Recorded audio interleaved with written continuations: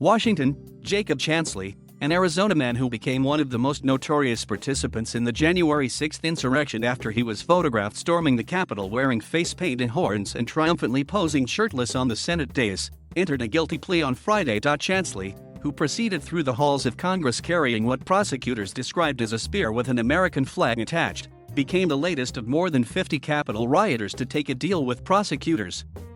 So far, he pleaded guilty to one count of obstruction of an official proceeding, a felony.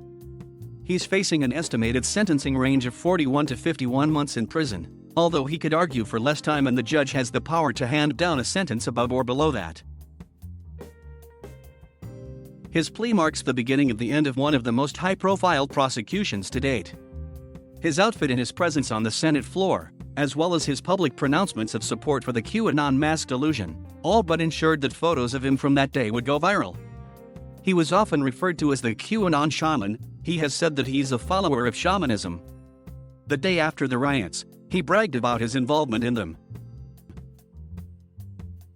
The fact that we had a bunch of our traitors in office hunker down, put on their gas masks, and retreat into their underground bunker, I consider that a win, Chansley told NBC News on January 7, in an interview quoted by prosecutors in their successful efforts to keep him in jail after his arrest. Once Chansley was in custody, his legal defense invited media coverage and public attention.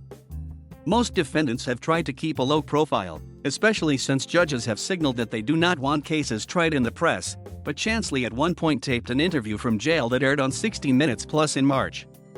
The move earned him and his lawyer a rebuke from the judge.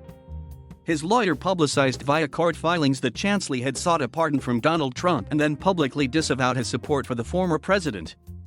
He issued a public apology and offered himself as a witness for Trump's impeachment trial earlier this year.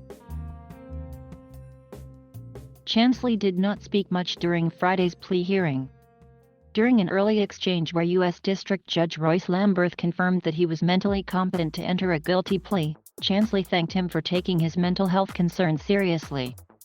He also said he hoped Lamberth wasn't offended by statements he'd made during a psychiatric evaluation about hoping the judge would be impartial. The judge said he wasn't offended, and in fact thought Chansley's statements had been fairly pleasant. "God bless you and thank you for what you do for our country," Chansley said.